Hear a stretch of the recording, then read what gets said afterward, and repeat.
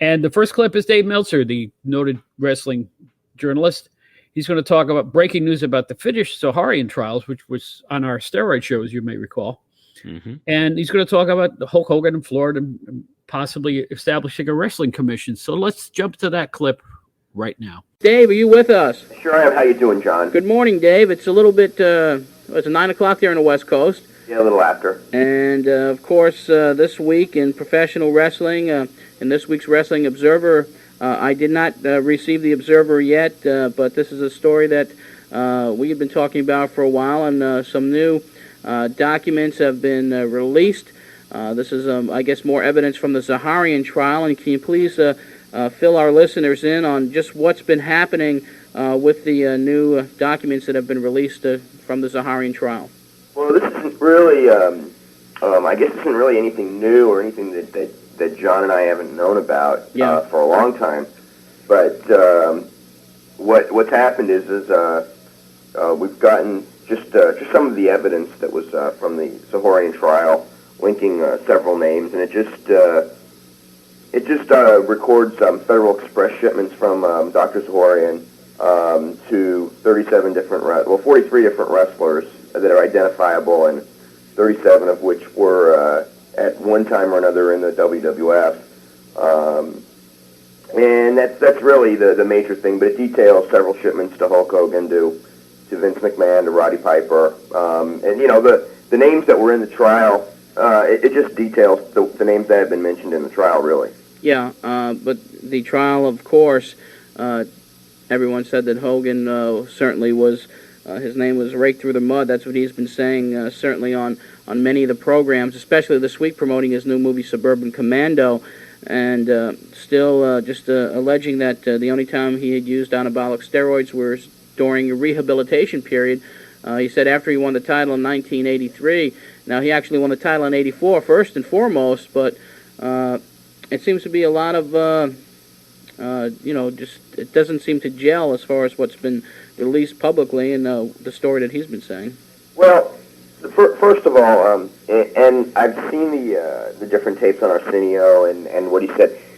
Hogan has never admitted to use of anabolic steroids at any time because the injury rehabilitation, okay, there's a confusion within the media, and it's never really been brought out, but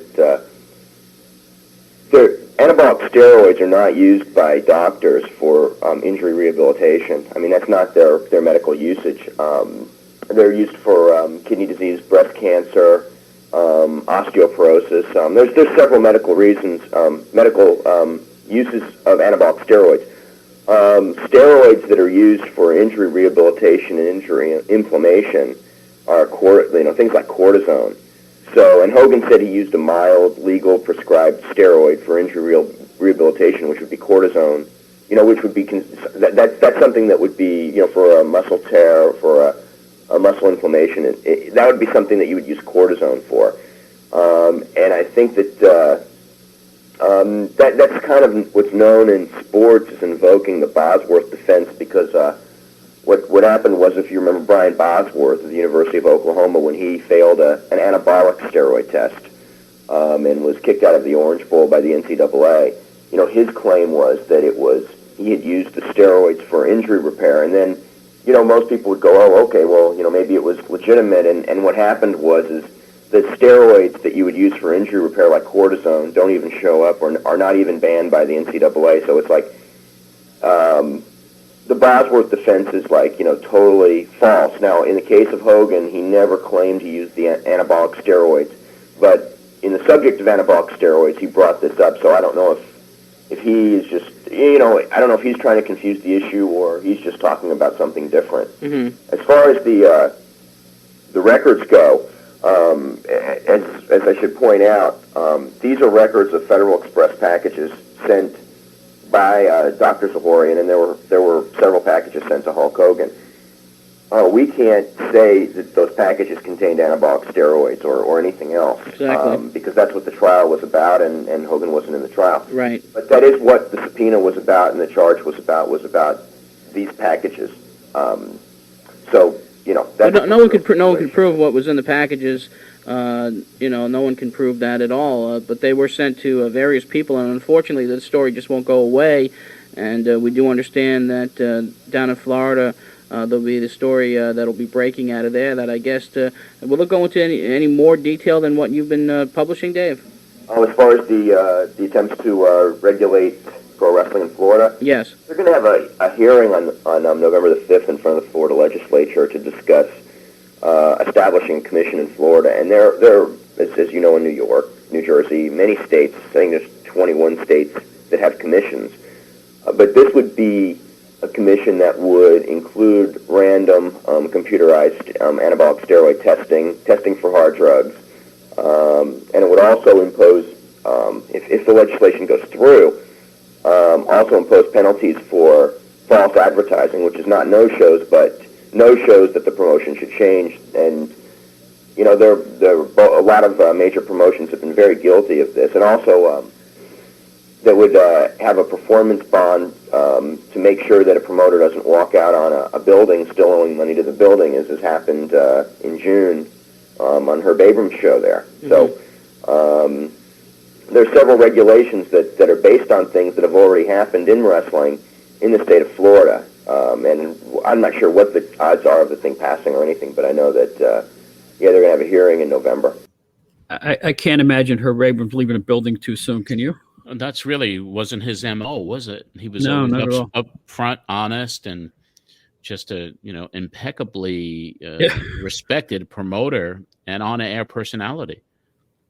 Well put, John. I don't want to be haunted by him. Oh gosh. But no, I mean, some really cool stuff there with Dave. I mean, Hogan just really from Arsenio Hall putting his foot in his mouth, and this thing just kept snowballing and snowballing. I think the Arsenio Hall show was the biggest moment of this whole time period, because everybody looked at, everybody in the business kind of sat forward in their seats and said, huh, what are you talking about? And one way or another. And right. He really, I don't know if he ever fully recovered from that in a lot of people's minds, at least adults, at least older wrestling fans. No, I have to agree with you. Yeah, I mean, because he could have really put an end to this and just say, hey, listen, I've been a regular steroid user, as been most people in the business at that time.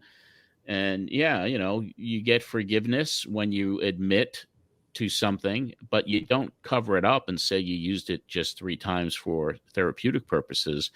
He could have ended this thing, but then it just continued and escalated, and it just really, it really was the reason too, if you look at it, for all of the sex scandal stuff that started to happen. Yeah, everything just snowballed. Yeah. It seemed like there was another story every day, didn't it? Oh, it was like all the time. And even when McMahon had that press conference, I mean, he didn't know what Hogan was going to say on Arsenio. I guess he would have, if I was the guy's boss and say, listen, we're in a jam here, come clean, just come clean. And then we turn the page on it, and then we do damage control, and we start a steroid policy, and then we all continue on with our business. But that's not what happened because of his lies on Arsenio. And the major problem was that people started focusing more on the wrestling news than the wrestling itself, and the ratings started to suffer. And here comes a pitfall. Here comes a downward spiral. Yeah. And there's nothing anybody can do about it at that point. Attendance started dropping. Kids were not being allowed. There was a lot of erosion of the TV ratings and live attendance. And a lot of this stems from that month of June and July of 1991. Yeah.